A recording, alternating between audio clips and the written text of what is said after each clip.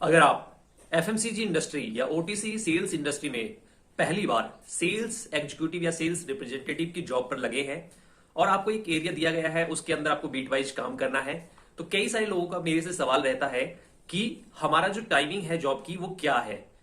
काफी सारे लोग ये समझते हैं कि जो हमारा टाइम होता है वो सुबह 9 बजे से लेके शाम को 5 बजे तक होता है। कई लोग कहते हैं कि हमारी मार्केट 10 बजे खुलती है, इसीलिए हमारा टाइम 10 बजे से लेके 1 घंटा नीचे और बढ़ जाएगा, यानी शाम को 6 बजे तक रहेगा।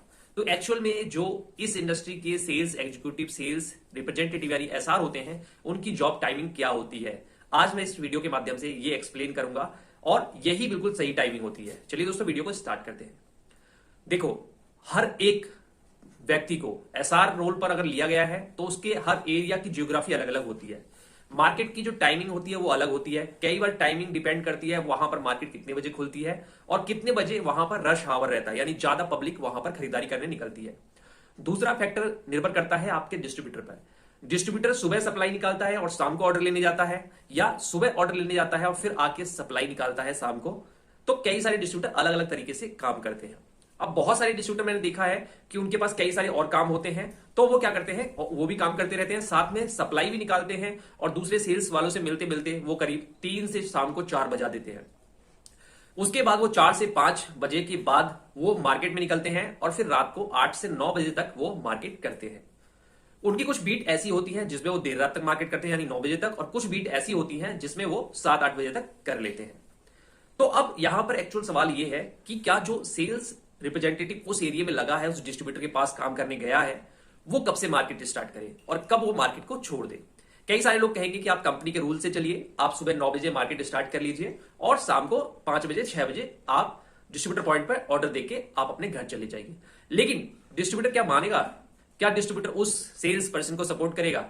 इसीलिए बहुत ही डिफिकल्ट हो जाता है कि मार्केट की एक्चुअल टाइमिंग हमें कैसे पता लगानी है। सबसे पहले छुट्टी को ले लेते हैं। संडे को छुट्टी होती है, लेकिन बहुत सारी जगह मार्केट का जो क्लोज टाइमिंग होती है उनके यहां पर, वो किसी के यहां बुधवार को होती है, किसी के यहां सोमवार को होती है। तो संडे को अगर आप छुट्टी करते हैं तो ऑटोमेटिक आपकी जो छुट्टी जाएगी कंपनी वो संडे को ही जाएगी। लेकिन मैनेजर अपनी सूझबूझ से आपसे बुधवार को छुट्टी कराएगा, क्योंकि वहां पर मार्केट छुट्टी बुधवार को रहती है और दिन खुलता है, तो आपकी बुधवार को छुट्टी रहेगी। लेकिन जब वो डीएसआर बनाएगा, जब चीजें रिपोर्टिंग करेगा, तो वो संडे की छुट्टी दिखा देगा। तो इस तरह से छुट्टी एडजस्ट हो जाती है कि मार्केट किस दिन खुलती है। अब हम जब भी काम करते हैं इस पोजीशन पे, एसआर की पोजीशन पे, तो हमारा बहुत कुछ निर्भर करता है डिस्ट्रीब्यूटर के ऊपर। डिस्ट्रीब्यूटर की वर्किंग स्टाइल क्या है? अगर हम डिस्ट्रीब्यूटर की वर्किंग स्टाइल के हिसाब से नहीं चलेंगे तो वो हमें ऑर्डर देने में आनाकानी करेगा, या हमारे प्रोडक्ट से इंटरेस्ट उसका हट जाएगा, एक दूसरी कंपनी पर वो ज्यादा फोकस कर लेगा।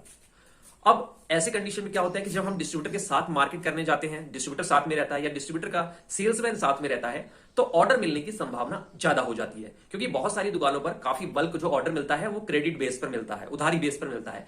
तो अगर वहां पर डिस्ट्रीब्यूटर या डिस्ट्रीब्यूटर का सेल्समैन रहता है तो जो दुकानदार है उसकी आपस में बात हो जाती है और कि उधार हमें मिल जाएगा या नहीं मिलेगा, तो उस हिसाब से वो ऑर्डर को बढ़ा भी देता है और ज्यादा ऑर्डर आपको मिल जाता है, यानी आपकी उस दिन की सेल ज्यादा हो जाती है। तो एक्चुअल में ऐसा देखा गया है कि कंपनी के हिसाब से इस तरह की हम रिपोर्टिंग नहीं करते कि हम रात में 9 बजे तक मार्केट कर रहे हैं। लेकिन डिस्ट्रीब्यूटर पॉइंट से हम देखें तो हम डिस्ट्रीब्यूटर के साथ ही, डिस्ट्रीब्यूटर के अकॉर्डिंग ही मार्केट करनी चाहिए, और उससे क्या होता है कि ऑर्डर ज्यादा जनरेट होता है, डिस्ट्रीब्यूटर का भी ज्यादा इंटरेस्ट बढ़ता है और हमें प्राइमरी ऑर्डर करने में, पूरा करने में भी आसानी हो जाती है, यानी हमें सेकेंडरी भी अच्छी होती है और प्राइमरी भी अच्छी होती है। लेकिन हम रिपोर्टिंग कंपनी हावर में ही करते हैं, यानी 9 बजे से लेकर 5 बजे 6 बजे तक। तो डिस्ट्रीब्यूटर के अकॉर्डिंग ही आपको मार्केट शुरू करनी चाहिए और मार्केट खत्म करनी चाहिए। इस केस में क्या कर सकते हैं कि आप मार्केट में, डिस्ट्रीब्यूटर कहता है कि 4 बजे 5 बजे से मैं मार्केट करूंगा, तो आप डिस्ट्रीब्यूटर के पास 3 बजे आ जाइए, 4 बजे आ जाइए और फिर रात को 9 बजे तक आप मार्केट कर दीजिए और फिर अपने घर चले जाइए। खासतौर से ऐसा इसलिए कह रहा हूं कि जो एसआर की जो टेरिटरी होती है वो बहुत ज्यादा बड़ी नहीं होती, एक छोटे एरिया में होती है। तो अगर डिस्ट्रीब्यूटर ऐसी जगह पे बैठा है कि वहां से आपका घर बहुत नजदीक है या पास में है, तो आप ये चीजें आसानी से कर सकते हैं और जैसा भी एडजस्ट हो जाता है, यानी आपको भी नुकसान ना हो और डिस्ट्रीब्यूटर का भी नुकसान ना हो, उस हिसाब से आप मार्केट की शुरुआत कर सकते हैं। यहां पर कोई भी टाइम, मोटा मोटी ये कहें, यहां पर कोई भी टाइम फिक्स नहीं होता।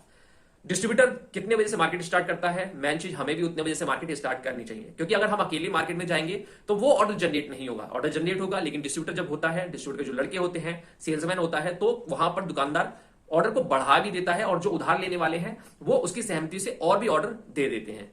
तो हमेशा मार्केट की कंडीशन के हिसाब से ही मार्केट शुरू की जाती है और मार्केट को खत्म किया जाता है। उम्मीद है आपको इस वीडियो से बहुत कुछ सीखने को मिल गया होगा।